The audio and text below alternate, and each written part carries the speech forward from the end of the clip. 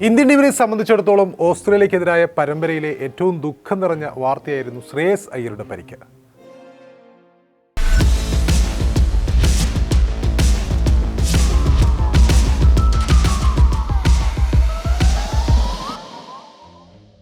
നിസ്സാര പരിക്കെന്ന് കരുതിയിരുന്നെങ്കിലും പിന്നീടാണ് ആ പരിക്ക് അതീവ ഗുരുതരമാണെന്ന തരത്തിലുള്ള അപ്ഡേഷനുകൾ പിന്നീട് വന്നു തുടങ്ങിയത്.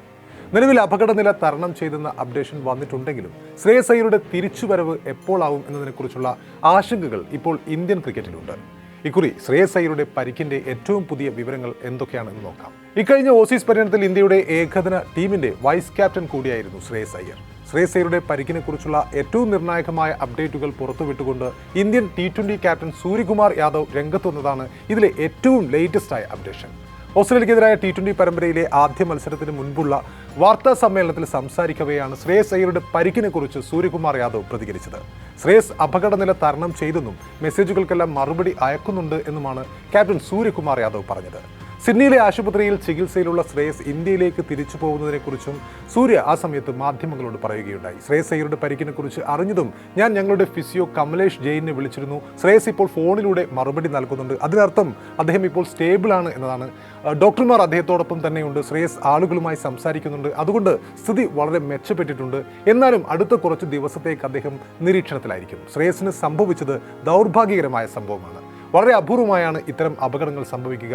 ദൈവകൃപയാൽ ഇപ്പോൾ എല്ലാം ശരിയാണ്. പരമ്പരയ്ക്ക് ശേഷം ഞങ്ങൾ അദ്ദേഹത്തെ ഇന്ത്യയിലേക്ക് കൊണ്ടുപോകും എന്നാണ് T20 ടീമിന്റെ നായകനായ സൂര്യകുമാർ യാദവ് പറഞ്ഞത്.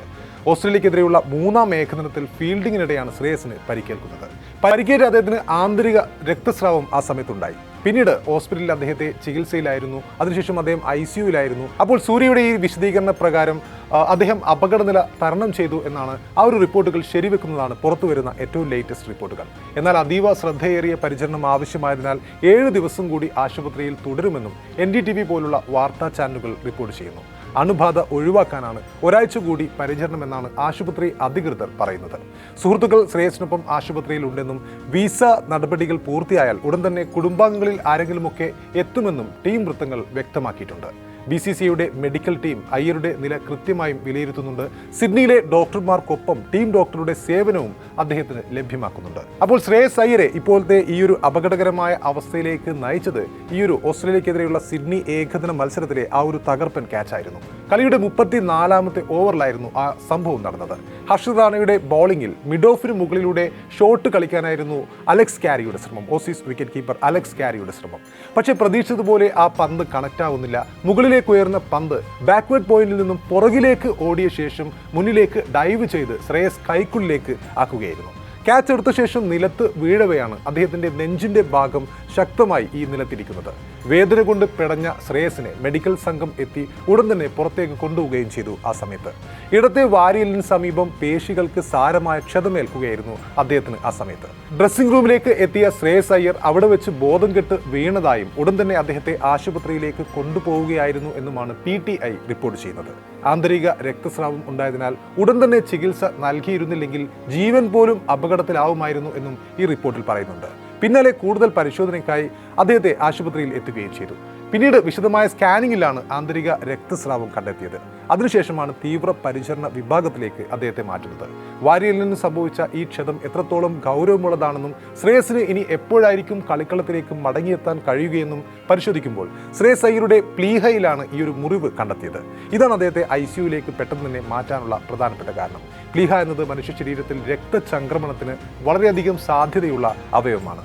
അതുകൊണ്ട് തന്നെ അവിടെ രക്തസ്രാവം ഉണ്ടായാൽ റിസ്ക്കും വളരെ കൂടുതലാണ്. അതിനാൽ വളരെയധികം ശ്രദ്ധയും സൂക്ഷ്മ നിരീക്ഷണവും കൂടിയേ തീരൂ എന്നുള്ളതാണ് അവസ്ഥ. സിഡ്നിയിലെ ആശുപത്രിയിൽ നിലവിൽ സ്പെഷ്യലിസ്റ്റ് ഡോക്ടർമാരുടെ നിരീക്ഷണത്തിലാണ് ശ്രേയസ് അയ്യർ. അതേസമയം ശ്രേയസിന് പൂർണ്ണ ആരോഗ്യം വീണ്ടെടുക്കാൻ എത്ര സമയം വേണ്ടി വരുമെന്നതിനെക്കുറിച്ച് കൂടുതൽ വിവരണങ്ങളൊന്നും പുറത്തു വന്നിട്ടില്ല. അടുത്ത മാസാവസാനം സൗത്ത് ആഫ്രിക്കയുമായി നാട്ടിൽ നടക്കാനിരിക്കുന്ന ഏകദിന പരമ്പര അദ്ദേഹത്തിന് നഷ്ടമായേക്കുമെന്നാണ് കരുതപ്പെടുന്നത്. സാധാരണയായി താഴ്ന്ന ഗ്രേഡിലുള്ള പ്ലീഹയിലെ മുറിവിന് 6 മുതൽ 12 ആഴ്ചകൾ വരെ വിശ്രമം ആവശ്യമായി വരും. എന്നാൽ ഉയർന്ന ഗ്രേഡിലുള്ള പരിക്കുകളാണെങ്കിൽ 3 മുതൽ 6 മാസം വരെയാണ് റെസ്റ്റ്. പ്രത്യേകിച്ചും ICU നിരീക്ഷണവും സങ്കീർണതകളുമുള്ള കേസുകൾക്കാണ് ഇത് വേണ്ടിവരാറുള്ളത്. അങ്ങനെയെങ്കിൽ ശ്രേയസിന് ഇനി അടുത്ത വർഷം നടക്കുന്ന ഇന്ത്യയുടെ മത്സരങ്ങളിലെ തിരിച്ചുവരവ് നടക്കുകയുള്ളൂ. ഇന്ത്യയെ സംബന്ധിച്ചിടത്തോളം ശ്രേയസിന്റെ ഈ പരിക്ക് വലിയൊരു അടി തന്നെയാണ്.